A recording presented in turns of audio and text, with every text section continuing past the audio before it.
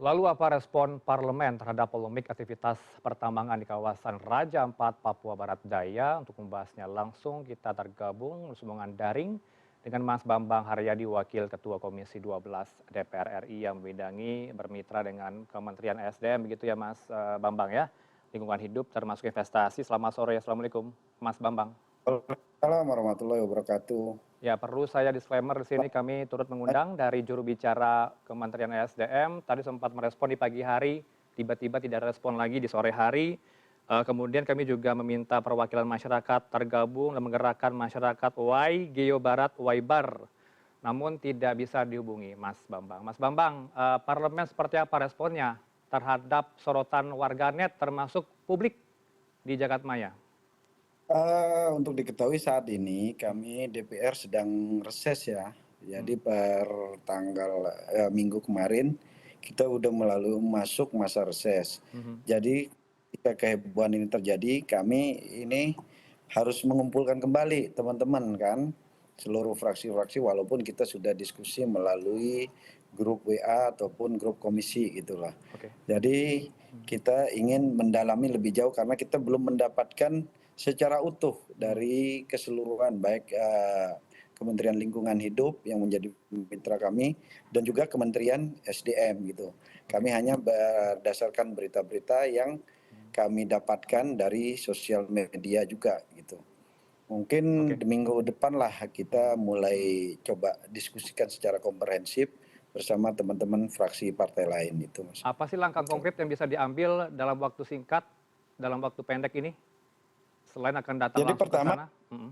pertama kita ingin mengetahui dulu komposisi perusahaan yang bermasalah. Oke. Kita ketahui bahwa PT GAK ini adalah badan usaha milik negara di bawah Aneka Tambang kan, PT Aneka Tambang, dan kita juga lihat di MODI dia izinnya adalah izin kontrak karya Mmm. yang ditandatangani kalau tidak salah tanggal 19 Februari tahun 1998 kan, dan dipertegas kembali melalui Kepres nomor 41 tahun 2004.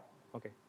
Saat itu ditandatangani Presiden Ibu Megawati. Mmm. Di situ ada 14 kalau nggak salah, 14 atau belasan lah kontrak karya, salah satunya Freeport, PT Vale, Mmm. dan juga PT GAK ini gitulah. Oke. Yang berlokasi di Kepres tersebut, Kepres 41 tahun 2004, itu berlokasi di Kabupaten Sorong. Karena pada saat itu masih belum terjadi, masih Pemekaran. proses pemekaran kan. Oke. Jadi lokasi di Kepres nomor 41 tahun 2004 itu Mmm. PT GAK berlokasi di Kabupaten Sorong. Mhm. Jadi secara perizinan untuk diketahui bahwa PT GAK ini selain ini BUMN juga adalah kontrak karya. Kontrak karya ini derajatnya paling tinggi dalam pemberian konsesi pertambangan di Indonesia gitu. Artinya tidak ada dilanggar ketika itu mendapatkan perizinan ya? Tidak ada Ah, kerusakan lingkungan yang terjadi, begitukah? jadi saya Mmm. telusurin berdasarkan kita data yang kita dapatkan dari mitra kan. Mmm. PT GAK ini izinnya 98 Mmm. ditandatangani kontrak karya, diperkuat di Kepres 41 tahun 2004, Oke. zaman itu ditandatangani Ibu Megawati Mmm. kan. Nah, bersama PT Vale, PT Freeport dan lain-lain lah. Ada Mmm. belasan kontrak karya di situ kan, dan mendapatkan izin operasi tahun 2017 dan mulai beroperasi di tahun 2018. Saat itu masih posisinya Raja Ampat belum ya ditetapkan sebagai zona wisata ya, geopark, sorry. Oke. Geopark itu ditetapkan oleh UNESCO itu tahun 2023, Mas, dan Mmm. kalau tidak salah di sekitar September 2023 masuk dalam geopark yang ditetapkan oleh UNESCO. Ada 4 kalau nggak salah di tahun 2023. Salah satunya itu Raja Ampat. Nah itu. Baik. Namun di peta wilayah Mmm. geopark itu tidak masuk pulau apa namanya? Pulau Ada Kawai uh, Sejahtera Gek, Mining, Gek, Gek, Gek kemudian ini PT ya kan? Negara Surya Gek, Pratama, PT Mulia Raimon Perkasa, saya bantu menjelaskannya. Begitu ya, gimana Mas gimana? Bambang. Selain PT GAK ada juga PT Kawai Sejahtera Mining, begitu ya, Mas? PT Anugerah Surya Pratama. Yang tiga kita tidak belum ketahui, tapi kalau seandainya itu ada di wilayah zona, kita minta pemerintah evaluasi. Oke. Kita percayalah bahwa pemerintah saat ini sangat concern terhadap lingkungan. Bukti pemerintah itu sangat concern terhadap lingkungan. Pemerintah Presiden Prabowo bahkan memisahkan antara Kementerian Lingkungan Hidup dan Kementerian Kehutanan. Tujuannya saya meyakini bahwa untuk memastikan bahwa perlindungan terhadap lingkungan, termasuk juga punishment terhadap perilaku pengusaha maupun perusahaan yang melanggar ketentuan-ketentuan lingkungan itu bisa lebih fokus lagi gitulah. Makanya di kabinet sekarang Kementerian Lingkungan Hidup itu berdiri sendiri, tidak bergabung seperti terdahulu gitu. Mungkin kami berpikir bahwa pemerintah ingin concern terhadap fokus perbaikan lingkungan ke depan, kan gitu. Baik, baik. Ini bisa dipastikan ya, ada 4 perusahaan tambang yang sudah di-stop saat ini, tidak hanya fokus di satu perusahaan saja, ada Pulau Gak Nikel saja begitu ya, PT Gak Nikel, Mas Bambang, yang Anda terima informasi ini kan berdasarkan rilis dari Kementerian Lingkungan Hidup kan, di situ ada beberapa perusahaan kan, tapi kayaknya kami pastikan bahwa satu di antara 4 itu adalah badan usaha milik negara.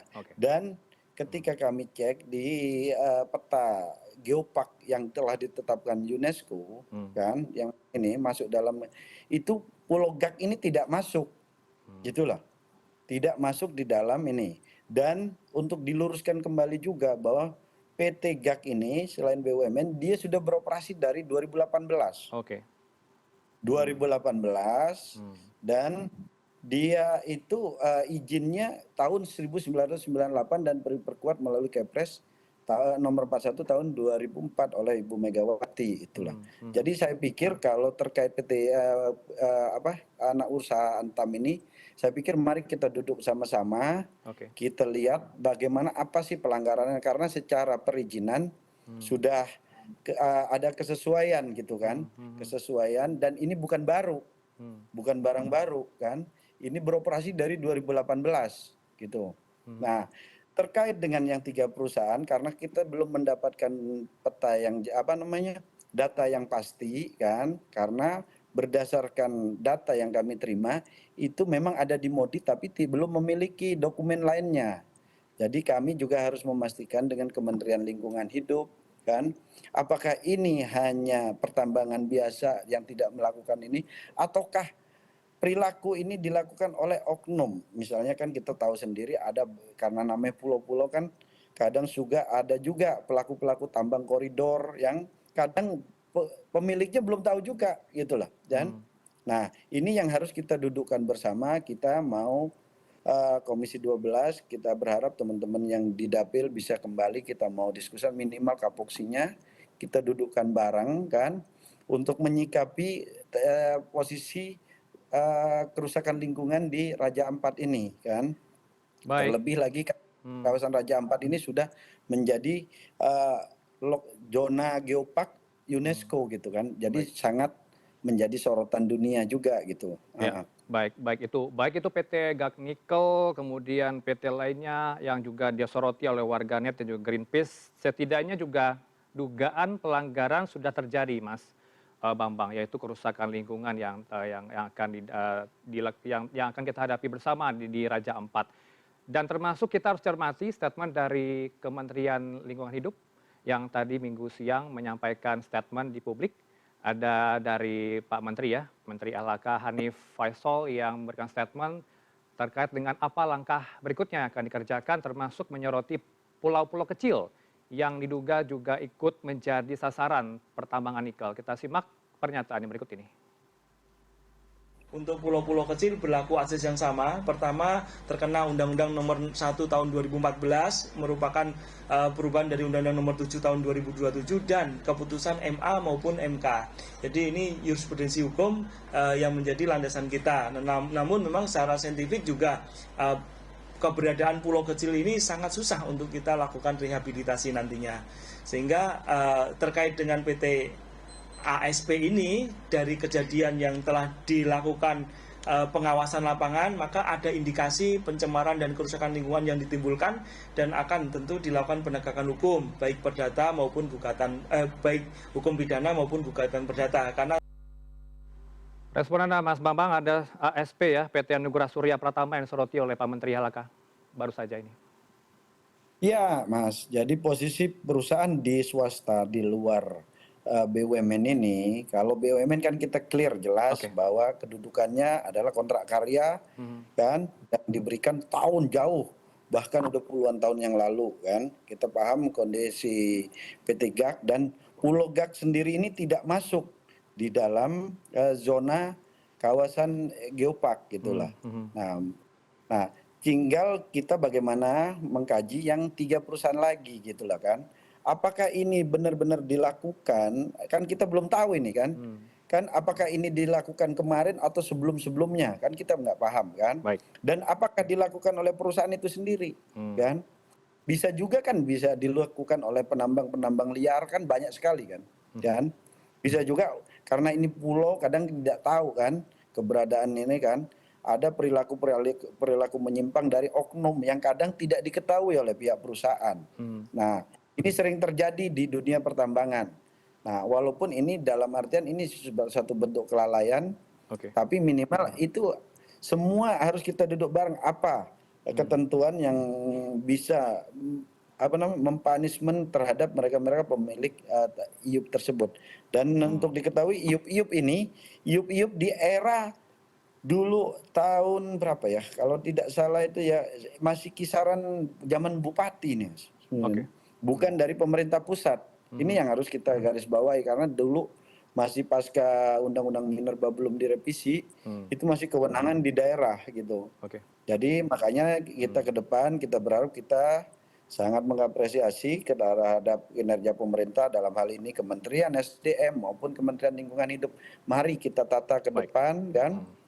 Bagaimana investasi jalan tapi lingkungan tetap terjaga gitu kan. Baik, Nah ini baik. dua hal yang harus dijaga keseimbangannya kan. Mhm. Kami paham apa yang dilakukan Pak Menteri SDM, kami mengapresiasi, kami dukung kan. Oke. Kita tegakkan semua gitulah Mhm. gitu. Baik, baik. Saya luruskan ya, saya ralat tadi bukan LHK tapi Kementerian Lingkungan Hidup. Karena sekarang Ya, nomenklaturnya berbeda begitu ya. Saya menjadi kader dengan betul. kementerian yang menjadi terpisah gini, Mas Bambang. Mas Bambang, kalau kita simak tadi statement Pak Hanif ya, meminta peninjauan kembali PK, izin perusahaan tambang, dan akan mengajukan gugatan jika ditemukan pelanggaran. Sejauh ini pelanggaran mana saja yang sudah teman-teman DPR temukan? Perusahaan tambang mana Ya, saja? jadi gini Mas, jadi pertama kita ini lagi tahap proses, kita tidak bisa mendapatkan ini hanya by phone, by WA ataupun inilah kan secara dokumen elektronik. Jadi kita tidak bisa menggali secara komprehensif terhadap data-data antara Kementerian SDM dan Kementerian KLHK. Kita ini ke depan kita akan minta rapat internal lah di komisi terkait persoalan ini. Jadi pada prinsipnya kami sangat mendukung terhadap penegakan hukum maupun apa yang dilakukan Menteri SDM dalam hal ini kemarin berkunjung ke PT GAK kan. Nah, tapi kita juga ingin memastikan wilayah-wilayah pertambangan yang di luar atau di dalam kan, di dalam geopark itu juga kita akan luruskan. Apakah itu murni dilakukan oleh mereka atau pihak lain kan? Ini yang harus digarisbawahi kan, Oke. gitu loh. Baik, Gitu. baik, baik. Karena banyak sekali tambang-tambang orangnya di mana kan? Namanya ini kan jauh di sana, apalagi kepulauan-kepulauan gitu. Kita tidak tahu siapa yang menambang kan, gitu Baik. loh. Ini senada sejalan yang Anda katakan ini dengan temuan jaringan advokasi tambang Jatam pada Desember 2023, Mas Bambang. Terdapat 218 izin usaha pertambangan yang mencakup 34 pulau kecil di Indonesia dengan total luas luar biasa nih Mas Bambang. Saya harus sampaikan jumlah luas konsesinya 274.549,57 hektar, cukup luas nih. Praktik pertambangan di wilayah kecil sangat masif. Di bagaimana mengawasinya ke depan? Nah, inilah kita kita sekarang alhamdulillah kan, kami mendengar bahwa Kementerian SDM Hmm, sudah mendapat persetujuan dari Presiden. Selama ini kami DPR mendukung pembentukan Dirjen Penegakan Hukum, kan?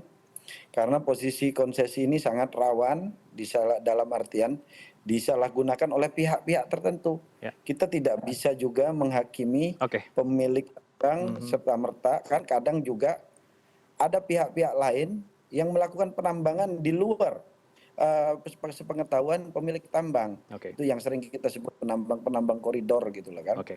Nah, Mhm, logika kami kalau di Raja Ampat itu terlalu jauh kan bagi mereka para ini hmm, pengusaha, saya pikir itu sangat merugikan ya. hmm, Karena posisi smelter itu posisi lebih banyak itu di daerah Sulawesi. oke. Jadi jarak tempuhnya cukup jauh Hmm, gitu. mhm, Dan posisi ore itu lebih dominan di Sulawesi Tengah maupun Sulawesi Selatan atau Sulawesi Tenggara itu. oke. Jadi saya pikir dari keekonomiannya sangat ini. Bahkan kami sempat bertanya kepada Antam, Hmm, mereka sendiri juga penambangannya tidak terlalu ini apa maksimal karena posisinya terlalu tinggi di kos pengiriman gitu loh. baik. Nah, Hmm. itu Mas. Baik, baik, baik. Semoga ini menjadi perhatian DPR juga, apalagi Anda akan bergerak ke sana langsung ya, dengan teman-teman Komisi 12 DPR lainnya untuk melihat langsung kondisi real di lapangan. Karena kalau bicara soal viral, baru ada tindakan ini tidak boleh terjadi ya, no viral, no justice, no viral, no action.